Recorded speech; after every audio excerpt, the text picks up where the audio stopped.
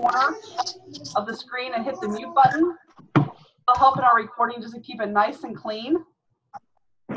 Thank you so much. We're so excited you guys are here, and we have one of the largest Feed the Need seasons we have ever had. We are conducting almost 35 Feed the Need events in the next 6 weeks. So my team is excited to get a lot of down to Haiti and get this sucker going. I know some of you are keeping food in different directions, but the majority of us going to Haiti to bless them. So my name is Edna Wilson. I'm the Vice President here at the Champion Group. Today I'm hosting this webinar with Sarah Bailey, who's one of our coaches, and also Regina Earwood's one of our coaches as well. You can see her on the screen as well. So welcome everyone. We're so glad you're here. We're going to jump right into kind of the do's, the don'ts, and the everything. Sarah, you want to give us recorded? Yep, it's going. Oh, you are so good because it says recording up at the top right. Anyhow, that's where do you start with Feed the Needs? So most of you have either already had your kickoff or you're about to have your kickoff event. The very next thing you should be looking forward to after all the fundraising is done is the shipment of your food. The shipment of your food is going to be coming usually from either a company like Old Dominion or Southeastern. These are the same companies that deliver to big organizations. So your 2 pallets will probably be on a big semi truck with lots of other things going lots of other different directions. So don't freak out if you get a big pallet truck pulling up to your facility. It's completely normal. Now, we never know the time of day that pallet truck is coming, whether it's first in the morning or late in the afternoon. It just depends on where it is in the truck. Depends on what time of day it comes. And typically, Regina and Sarah verify this, typically we see them late in the afternoon. We don't typically see them first thing in the morning. We typically see them be the last thing on the truck, I think because it's such a small load. That's typically where we see it. Now, one of my biggest shocks the first time my school ever did a Feed the Need event was I imagined this huge amount of stuff being delivered to us, and it was just 2 pallets. So that only measures, each pallet's only 44 by 40. So that's that's 4 foot by 4 foot. It's not very big. So there's 2 of those. So it would take up a little corner of the gymnasium or a little corner of the cafeteria or in a ministry room, but it's not as big as you think it's going to be, because the first time I was shocked at how little it was. So just know you're going to get 2 pallets.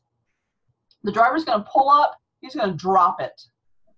He's not going to wheel it all the way into the house for you or into the facility for you. He's going to literally pull and drop because he's on to his next delivery. That is why you desperately need a pallet jack. Each of these weigh over 1,500 pounds. There's no way to move them without a pallet jack, unless you carry them one by one by one by one by one into the room. But you're not going to want to do that. So grab your pallet jack. You can, if you don't have a facility that will either lend that to you, a lot of times you can rent those at a Home Depot. And we're talking about the pallet jack, so we're talking about the little hand truck one that goes, it's not very big, it's not very heavy. But you can rent those at the Home Depot, and you're going to need it when the driver drops it off, during the event, and when the driver picks it up. So you're going to need about 3 or 4 days. That said, the pallet jack, the delivery will be 2 days before your event. Typically, we get a tracking number. We'll try to let you know when it's on its way, but we always schedule those deliveries 2 days before your event. Well, why 2 days? Well, easy. It's 2 days because we want you to inventory what you have in that crate. Because of the high number of volumes and because we're depending on a second vendor to help us with that, sometimes every once in a while, things get a little confused. So you're going to want to immediately take your checklist that is located on our website under FAQs, or we can send it to you however you want to get it. Take that checklist and start going through your crate. You're going to open the crate up. There's a big wood crate, and you're going to start counting. Do you have 2 funnels? Do you have scales? Do you have heat sealers? Do you have bags? Do you have, and just start going through the list. Do I have? And sometimes, every once in a blue moon, we'll have to ship you something else out. Now, if it's something simple like hairnets, for instance, my school ran out of hairnets. If we had to go to Walmart and beg the Walmart deli people they would please sell us some hairnets, they ended up donating them. But you know, there's just times that you just have to go get that kind of stuff that you just, so we want to make sure we're prepared, that you don't open up the crates the morning of the event and realize there's no gloves. That would be horrible. So we want to make sure we're prepared. So inventory, first thing you do is inventory it, make sure that everything's there, and then you let it sit. If you're missing something, please reach out to Sarah or Regina immediately and let them know so we can make sure that we help you cover that, because that's part of our job. Sarah, Regina, anything else on that? I think that's pretty, anything else you think of? I think that covered a lot. Do you want me to show the video of what it looks like when they're unpacking? Yeah, if you have, let's do that. Okay, let me share my screen here.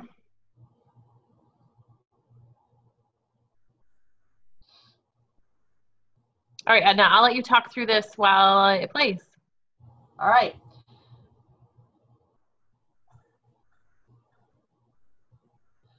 Okay, so this is actually how you're going to set up your stations. This is the morning of the event or the night before. You can set these tables up like this. If you have a larger organization, I'm going to ask you to spread those way out. But you can see if you have a smaller organization that it doesn't take that much room. And when I say way out, I usually cover half the basketball court. So I'm going to push those two tees away from each other and pull this big thing back. So you can see he's laying tape on the back table. That is super important. He's going to be labeling them here with numbers. And that's how you count how many, yeah, stop that just for a second, would you? Thank you. You read my mind. That's how he's going to count how many bags are in a box. So he's basically going to put 2 bags on every number. And then when all the numbers are filled, those bags go into a box. That way we can keep count of how many bags are going into a box, because it's very important that's exact. You'll see here on the left-hand side of the screen, right at his elbow, is the heat sealers. And you'll see in the middle of the floor is the, is the electric bar, the electrical extension cord, basically, that you can plug it into.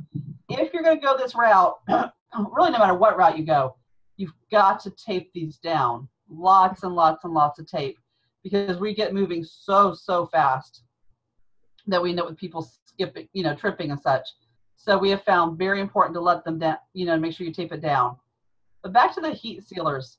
These heat sealers, they get some serious firepower.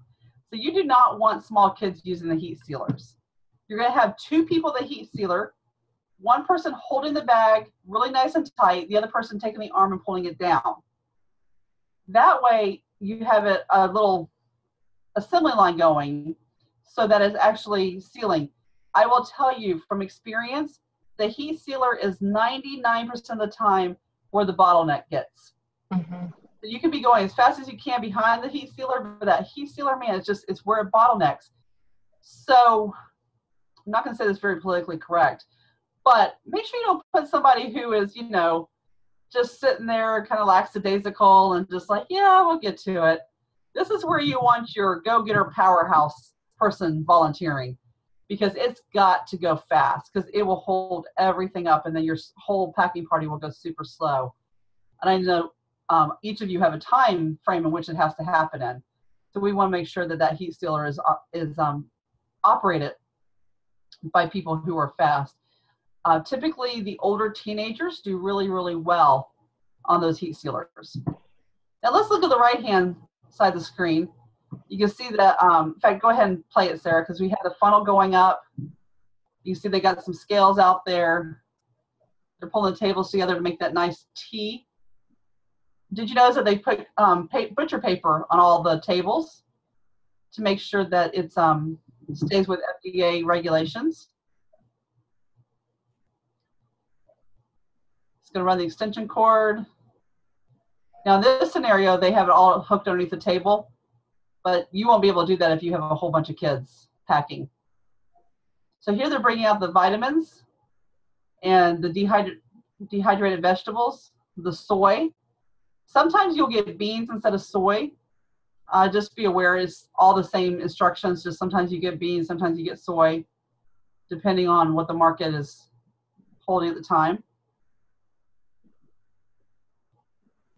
Also, they've been pulling everything from like Rubbermaid storage bins in the back there, and these will come in the pallets, not in bins like that.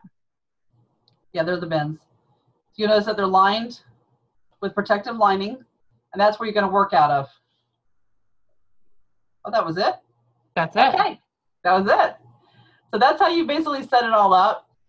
You're going to work it through like an assembly line. So you're going to have the scoop of the vegetables and vitamins and soy and the rice. Now I will tell you, you want to make sure that the vegetables and the vitamins are right in the middle. Soy on bottom, vegetables, vitamins, and then the rice. You never, ever, ever, ever, ever want the vitamins and vegetables at the bottom of the bag. And there's all these instructions are written out for you in your handbook. But I want to tell you the reason why. The reason why is because before we started, we used to put the vitamins and vegetables at the bottom. And what was happening is they were pinching off the bags, some of the cooks, and dumping just the soy and the rice into the pot, and then selling on the black market the dehydrated vegetables and vitamins. And the children weren't getting the vegetables and vitamins. So what we found is if we put them right in the middle, or they're nice and sandwiched, then they can't get them out and they can't sell them. It's just a different world. We talk about third world country, and those kind of things are everything to them. So we want to make sure that we have a place where it's safe and that the kids are getting exactly what we wanted them to give. So on top of that, you're going to have a labeling station off to the side. There's a whole nother table. And it kind of plays like paying it forward. So you're going to be having another set of kids or adults or what have you labeling bags for the next packing party. So you'll have bags that are already labeled, but then you'll have other bags that need to have labels put on them.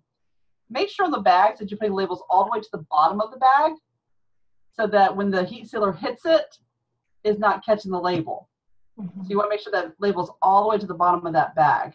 And you want to make sure they're straight, that they're not just being placed on by little tiny guys. This is not a good place for kindergartners to go or K4 people to go.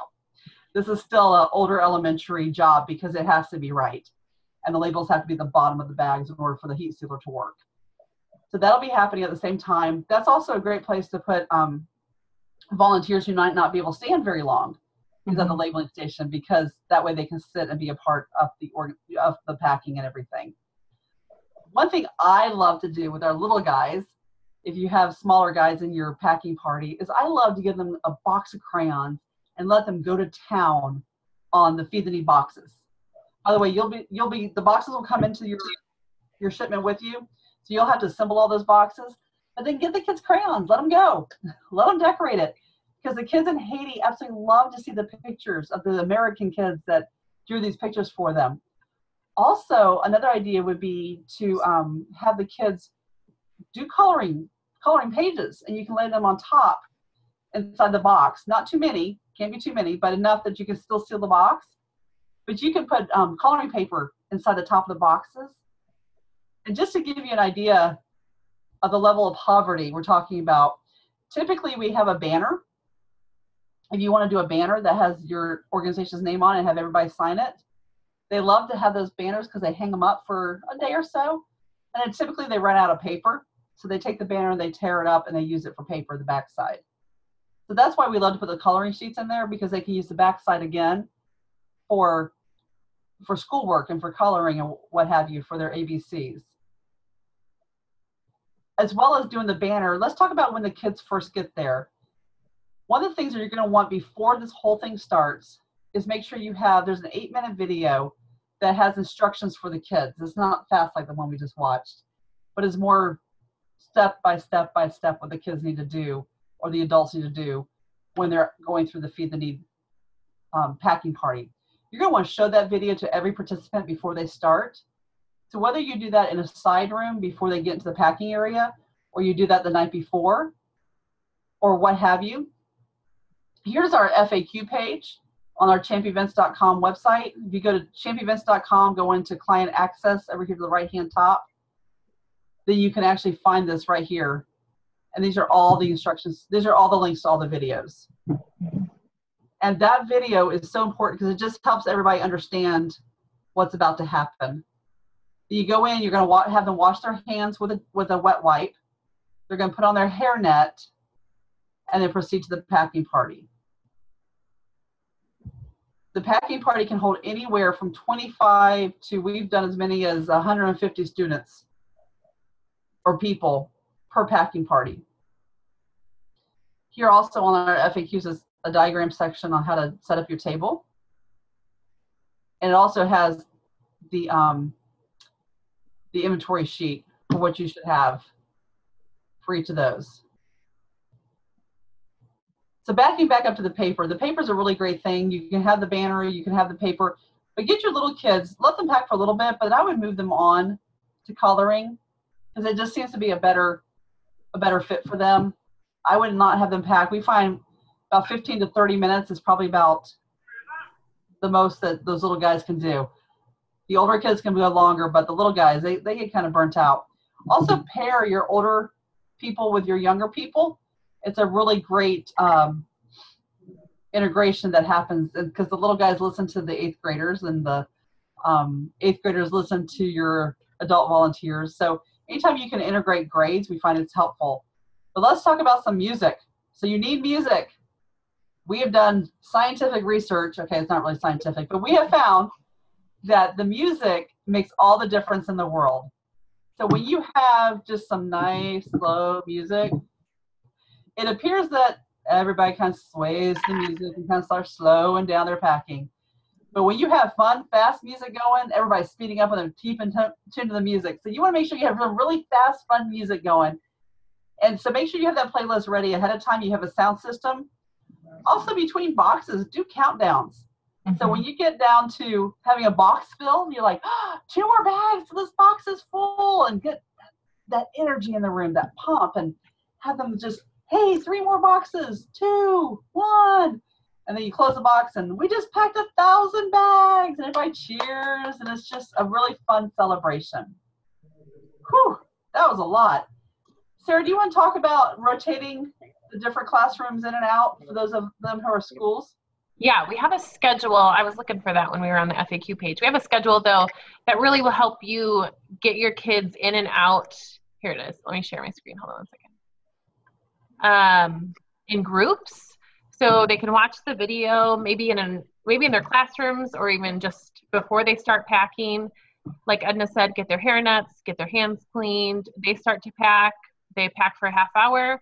And then that group is finished, goes back to the classroom, and whether you have a celebration planned or something exciting to do after they finish, or they just go back to class for the day, and then the next group comes. And you can do this with as many people as you need. Like Edna said, each station holds about 25 people, but you can make it work with more or less than that. And I was going to have you describe on the diagram. Oh, here, maybe this will do it.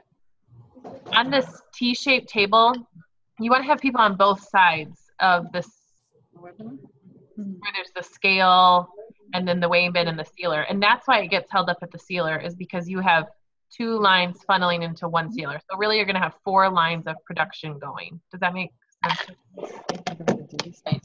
That's if you have enough people on the sealer, don't have 1 person on the sealer. It needs at least 2, if not 3. Because what I find, 3 is the magic number. Because you have 1 person holding the bag nice and tight, and then putting it underneath the heat element, and then while that one's being sealed, the next person's ready to go. So the sealer actually works best with 3 people. Right. So think about the group that you have, whether you're a school or a ministry or an organization that might not be setting up like we're talking about for a lot of school releases. Yeah. Think about everything you want to do after a packing group goes through. But I don't know if there's. And once that packing group goes through, then they could go do, they could do the banner, they could do coloring pages, they can help in another area. Think about how busy you want to keep them during this packing party. That's a good word. So what do they do once their bags are packed, Edna? All right, so once the bags are packed, of course, they go into the boxes. We're going to take the boxes and put them over to the side and start stacking them up. This is a great opportunity for a photo op. You put all the participants behind the boxes, and it's this big, long Feed the Need picture with all the Feed the Need boxes in front of you, and it's just a really great photo op. I think that it's one of the best ones you can use on Facebook or cover photo, or even to thank your sponsors, your corporate sponsors. It's a great photo op. So after that's all done, you're going to literally take the boxes and put them back onto the pallet. A pallet will hold 36 boxes, I believe. Is that right, Regina? 36 boxes? I had to think about it. I had to do the math in my head.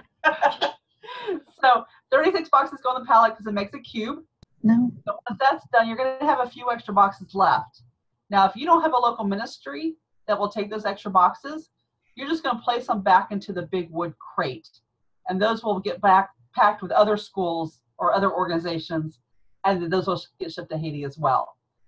But if you have a local ministry who can use those extra 1,500 meals, you're welcome to bless that ministry with those 1,500 meals. Now, just let us know that you're doing that so we know that to expect that. And I would ask that you would check with that ministry before you kept the food to make sure they'll really use it, because some ministries won't use it.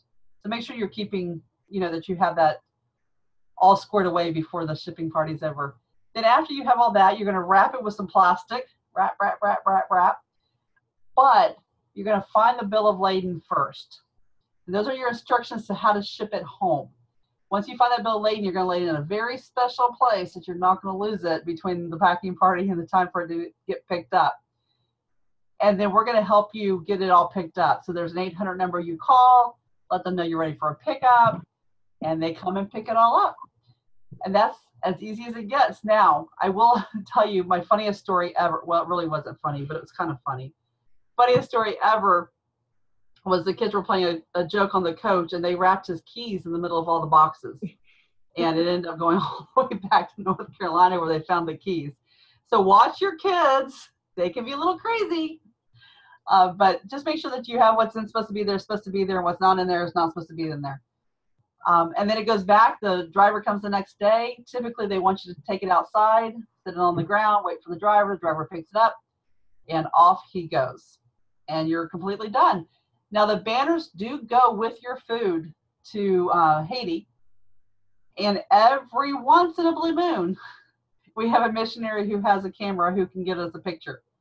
So we have probably over the hundreds and hundreds and hundreds of Feed the Needs we've done, I would say we've had maybe 20 photos back. So your odds aren't super high, but we try really hard to get missionaries to take pictures of the banners for us.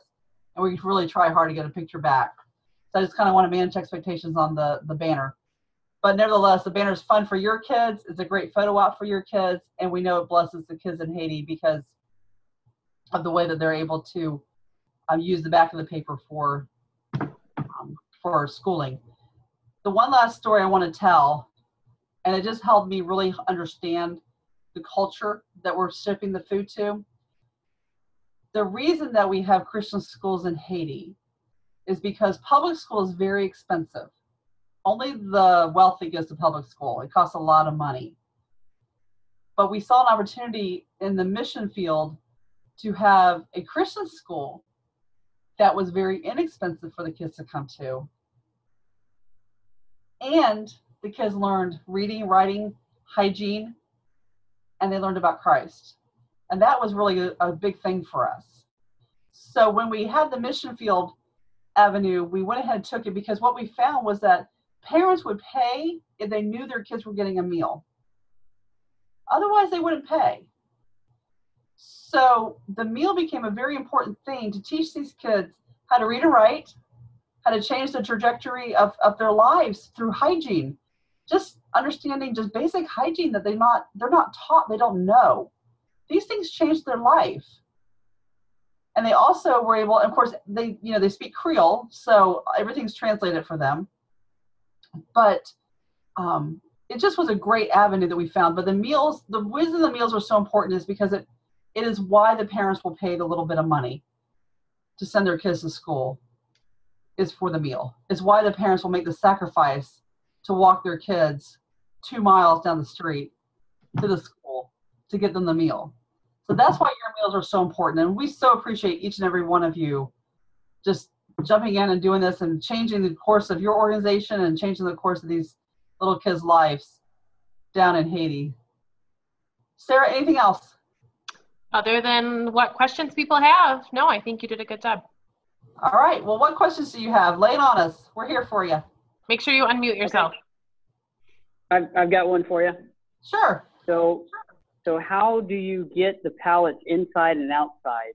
Do they come with a pallet jack, or do we need to get a pallet jack? Yeah, so you do need to get a pallet jack. If you don't have a friend who has a warehouse that you can rent one, that you can borrow one from, you can rent them at Home Depot. They're not super expensive. Great. Okay. All right. I was wondering about that because I don't want to have to unload it and load it back. No, sir, you don't. They weigh about 1,500 pounds each, so they're quite heavy. Yeah. Great Okay, question. thanks. Who else has a question?